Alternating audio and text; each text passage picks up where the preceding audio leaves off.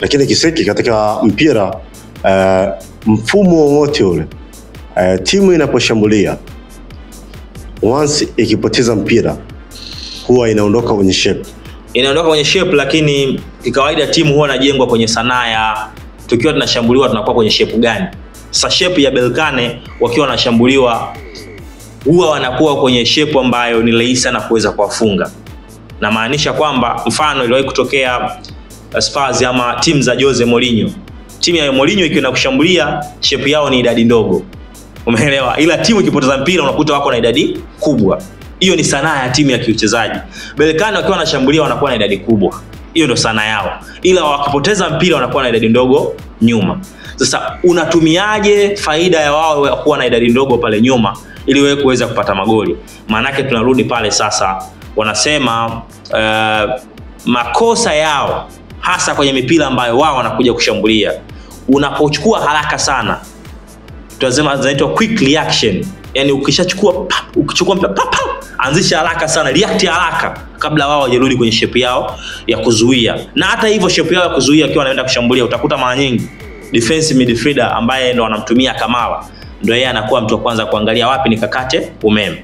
Kwa hiyo ukiwa na mawinga ama una option ya first runner wako, mpira wote mkiiba katikati ya uwanja, first runner wako akiwa tayari kwa ajili ya kufanya movement, unaweza kupiga, alafu una namba 9 ambaye ana uwezo wa kana ma center back, kwa sababu shape yao imeharibika. Kwa namba 9 wako itakuwa rahisi kumove kwenda kwenye box. Kwa inakuwa rahisi yule first runner wako kukimbia na mpira na kupiga v-cross ama kupiga mipira ya juu. Hiyo ni eneo la kwanza, shape yao huwa haiko vizuri, madhaifu ya Berkane. Lakini madhaifu ya pili ni timu ambayo kwenye defense yao sio wazuri kuzuia zile killer pass. Umeelewa? Mechi ya Constantine na Berkane, Constantine uwanja wa nyumbani, ndio mechi ambayo Berkane walikuwa wanacheza defensive game. Lakini ndio mechi ambayo Constantine alitengeneza nafasi nyingi ndani ya box. Na bahati mbaya alikuwa hana usahihi wa matumizi ya nafasi. Sasa kwenye hiyo tunazama kwenye kutengeneza nafasi, kuna zile tunasema pass za chini, ground pass, alafu kuna zile aerial balls ambao nao kwao wanazichukulia kama aerial duels kati ya Simba na wao.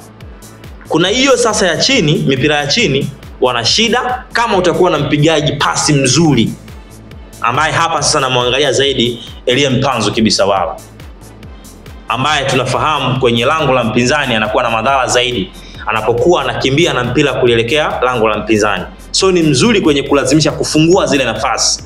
Akilazimisha kama namba 9 wake, mawinga wake wanakuwa wameingia ndani, anaweza kutengeneza nafasi ambazo zinaweza zikawa faida kwa Simba. Tunamtazama Jean Charles Ahoua, namna ambavyo atakuwa analisogelea box na kuangalia wenzake wamefungua wapi, hasa mipira ambayo anatakiwa kuingia katikati ya mabeki. Hiyo ni miongoni mwa shida ambayo Berkane wanayo. Ukirudi kwenye aerial duels, hapo ndo wana ugonjwa kabisa, mipira ya juu. Aerial duels sio nzuri sana. Game ya Constantine alicheza zaidi ya mipira 6 mpaka 7 ya juu, lakini bahati mbaya hawakuwa wanalenga lango. Na ukiangalia mipira ambayo Constantine alikuwa anacheza mbele ya beki wa Berkane. Tunanielewa vizuri. Kwa kuna shida ya wao kucheza mipira ya juu. Tunarudi pale. Simba je, wana watu wazuri wa kucheza mipira ya juu? Na hilo ndio swali. Wakati huko una mapungufu, yes, wewe huko uko bora. Uko bora? Hapa utazungumza mtu kama Fabrice Luamba Ngoma. Kama atakuwa na nafasi ya kusogea juu zaidi, hasa Simba inapokuwa imepata mipira ya kona na ya faulo, ana faida kubwa sana. Anaweza kufunga mipira ya kona. Lakini hapa tunamzungumzia Mkwala, amekuwa mfupi lakini ana uwezo wa kuruka mpira ya juu. Umeelewa? The same pia kwa Shefondo Malone, anapokuwa ameoverlap huwa ni mzuri kucheza mipira ya juu. Kwa hiyo ndio shida ambayo nimeiona Berkane baada ya kufuatilia michezo yao ya nyuma na kuelekea mechi ya Simba. Nimeona madhaifu yao yako hapo, mipira ya juu na pasi za chini ambazo ni killer pass. Sio wazuiaji wazuri sana, lakini ni timu ambayo ni hatari zaidi inapokuwa ina attack kuja kwenye lango lako. Kama una shape mbaya ya uzuiaji, ni rahisi sana kukuadhibu kupitia mipira ya juu, kukuadhibu pia mipira ya chini. Ila ima kiangalia RS Berkane ndio timu pekee ambayo kuanzia hatua za awali kwenye michuano hii ya CAF Confederation imeruhusu magoli 2 tu. Ndio nikasema pale. Na ukiangalia safu yake hiyo ni safari yao hadi kufika finali, wameruhusu magoli mawili mpaka finali na wameruhusu mechi moja tu dhidi ya Constantine. Licha goli moja pekee yake. Licha ya kuwa na changamoto ya kwenye kuzuia pamoja na hayo yote kuzuia. Sahihi inamaanisha kwamba timu ambazo wamekutana nazo nao hawako vizuri kwenye kutumia madhaifu yao kabisa. Lakini hapo po Kisiki amezungumza kwa upande wa RS Berkane. Tuje kwa upande wa Simba. Moja kati ya changamoto ambayo Simba inawakumba ni kwenye kutumia nafasi katika eneo la ushambuliaji. Ndio hicho unachomuuliza Paul, ndio hicho kilichowakuta Constantine kwenye matumizi ya nafasi. Tumeona hapa kwenye michezo ya ligi. Timu inatengeneza nafasi, ule ufanisi wa kuzitumia zile nafasi, kuziconvert kuwa magoli. Unakwenda kwenye mechi ya finali, mechi ngumu ambayo unaweza ukapata nafasi chache au usipate kabisa. Na hapa katika mechi hii baadhi ya mashabiki hawamuelewi lakini katika mechi kama hizi pia ana umuhimu kwa sababu kwenye kutumia nafasi. Unaweza usipate nafasi ya set play. Ukapata nafasi ya free kick ama penalty. Lazima una mchezaji ambaye atakupa uhakika wa zaidi ya 80% kwenye free kick, kwamba akisimama nyuma ya mpira una uhakika wa zaidi ya 80% kwamba hii itazaa goli, 20% kukosa. Kama ilivyokuwa nakukumbusha, kama ilivyokuwa mechi ya Yanga na USM Alger, walikuwa na Juma Shaban kwenye penalty walipopata penalty wakati wa pressure, wakamkabidhi akaua mechi kazidi kuwa na pressure. Wakati wao USM Alger wakapata penalty wakakosa. Ndio hiyo sasa, kuwa na mtu ambaye ni mzuri kwenye penalty na mipira iliyokufa. Simba anatakiwa kuongeza umakini katika kutumia nafasi. Na umakini inabidi uongezeke sana. Naamini hata mwalimu Fadlu Davis atakuwa anafanya kazi sana kwenye eneo hilo. Maana ukiangalia Simba kuanzia hatua za awali, goli ambazo wamescore goli 11 tu ambazo wamefunga hadi hivi sasa kwenye finali. RS Berkane amescore goli 18 kuanzia hatua za awali mpaka sasa hivi kwa finali. GD ya goli 7. Goli 18 mpaka sasa. Safu ya ushambuliaji ya Simba bado sio kali ukifananisha na safu ya ushambuliaji ya Berkane. Na shida nadhani ni kwa washambuliaji wake hawa wawili, Lionel Ateba pamoja na Steven Dese Mukwala. Wanakuwa wanatengenezewa nafasi nyingi, lakini umakini wa kuzitumia hizo nafasi wanakuwa hawana, ufanisi unapungua sana.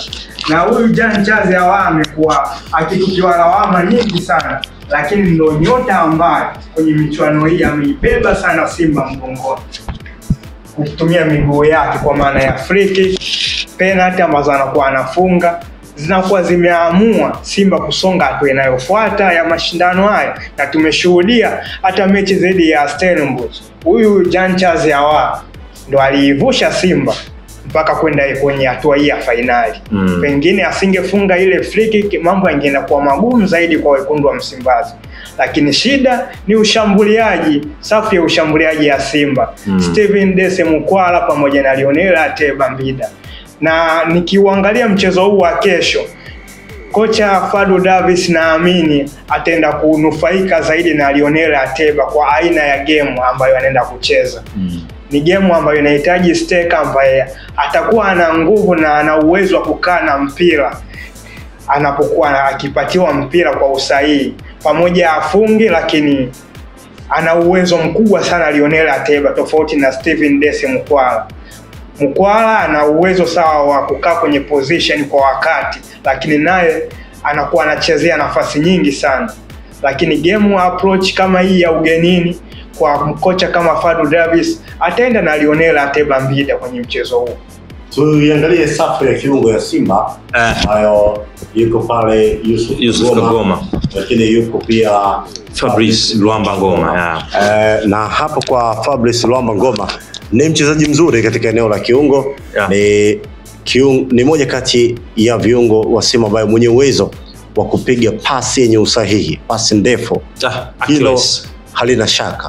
Lakini Fabrice Luamba Ngoma amekuwa akipata changamoto sana katika eneo la katikati. Kama umekuwa ukitazama vizuri mechi za Simba, akikutana na timu ambayo ina wachezaji wenye kasi hasa katika eneo la katikati. Anapata shida kwa sababu gani? Moja, Ngoma anasifika kwa ndio kinachomfanya kocha Fadlu anampanga ni accurate pass, usahihi wa kupiga pass, ndio sifa alionayo. Lakini pia tunasema utulivu ambayo yuko nayo kwenye eneo lake, spatial awareness kwenye mpira inaitwa, kwa maana ya kutambua eneo lako unatakiwa ulifanyie nini. Ndio kitu ambacho Fabrice Luamba Ngoma anacho. Kwa nini huwa ana struggle kukutana na viungo wenye kasi, yani wenye uwezo wa kutafsiri namna ambavyo yeye anacheza katikati, wao watumie kama madhaifu kuiadhibu Simba? Moja, timu ikiwa inashambuliwa zaidi, yani timu B ikiwa plan yake ni kushambulia zaidi, yeye anajikuta yuko hatarini kwa sababu anakosa nguvu ya watu ambao wanamsupport, viungo wa juu kuongeza nguvu katikati kuja kumsaidia kukaba na yeye kudrop deep zaidi kwenda kutengeneza mstari mmoja yeye pamoja na Yusuf Kagoma. Na ndo tafsiri ya viungo wawili katikati, pivot ambaye mmoja anaweza kawa holding ama akawa box to box midfielder. Lakini napotokea timu inazuia, mara nyingi unatarajia kuwakuta wao hawako mbali, yani mstari wa Kagoma na mwenzake Fabrice wasiwe mbali sana. Lakini ukiangalia Simba, wachezaji ambao wana sifa ya kiukabaji zaidi, timu inapokuwa haina mpira, utagundua ni Kibu Dennis peke yake. Labda Ateba akiwa juu naye anasubiri hold mabeki, lakini peke yake Kibu Dennis unamwona anaweza ka drop deep kuja kusaidia kukaba upande wa kulia na kumpa nafasi sasa Ngoma ingie ndani kidogo. Ikitokea sasa siku hiyo juu wanakata sana mawasiliano kwenye viungo washambuliaji wa Simba, ndio huo wakati unakuta kuna daraja ama kuna mstari ama kuna uwazi mpana kati ya viungo washambuliaji pamoja na Fabrice Ngoma ambaye ndio anawaunganisha. Ukishakuwa na daraja kubwa, maana yake kwenye mpira ushamruhusu namba 6 awe na uhuru wa kutembea kusogea juu. Akishatembea, Ngoma atakutana na viungo wawili wanayekuja. Atakutana na namba 6 wa timu pinzani, atakutana na namba 8 wa timu pinzani. Wakati Kagoma atakutana na namba 10 wa timu pinzani. Kwa hiyo kinachotokea viungo watatu against viungo wawili. Kwa hiyo yeye atajikuta yuko kwenye dhama kwa sababu gani? Kwanza, moja, sio mkabaji mzuri. 2, Fabrice hana kasi. Kwa plus viungo wanaokuja wana kasi, wana uwezo wa kutafsiri makosa yake. Atajikuta anahangaika zaidi kukaba kuliko kupiga usahihi wa pasi wakati timu ikiwa na mpira. Sasa wanakwenda kukutana na timu ambayo umezungumza hapa, umesema kwamba ni wakiwa katika uwanja nyumbani wenye kasi, na hii ni sifa ya vilabu vingi sana kutoka ukanda wa kaskazini na ukanda wa nchi hizi za Kiarabu. Katika eneo la katikati hapo, mwalimu anatakiwa kufanya nini, kocha Fadlu? Kuna vitu viwili. Kama atachagua kuanza kutafsiri mchezo kwa kutaka kuusoma, anaweza akaanza na viungo wenye sanaa ya ukabaji zaidi wawili, labda pengine inaweza ikawa na msaada kwake. Kwa maana mzungumza, ni kweli tunamsahau Kejefa, lakini ni kiungo ambaye kwenye ukabaji ana faida yake, yeye pamoja na Yusuf Kagoma. Halafu juu ya mstari anaweza akamfanya Fabrice akawa namba 10, halafu pembeni akatokea Awa, halafu winga nyingine akatokea Kibu Dennis. Niliongea siku moja hapa nikiwaambia Mpanzu watu anzie benchi wanajua ni kama vile umemkataa kwenye mechi, lakini hii ni game plan kwa sababu kuna dakika za kuchagua. Hii ni finali, sio mechi ya makundi kwamba tukipoteza hapa tuna nafasi ya kujipanga vizuri zaidi ya hapa. Unahitaji kuwa na akili ya ziada kama kocha. Unaweza ukachagua kipindi cha kwanza naanza na plani ya kuzuia, lakini nazuia anacheza mind block, kuwa na viungo wawili ambao wana sanaa ya ukabaji plus mmoja ambaye ana uwezo wa kupiga pasi za usahihi na kusogea ndani ya box kucheza mipira ya juu, kwa sababu ukishambulia kwa counter kupitia kwa Kibu Dennis unategemea mipira ambayo itadondoka kwenye 18 mkute Ngoma pamoja na Ateba kama ameanza namba 9. Hapo unaanza na double pivot. Yes, unaanza double pivot. Manake Awa unampa nafasi ya kushambulia kitokea pembeni ya uwanja.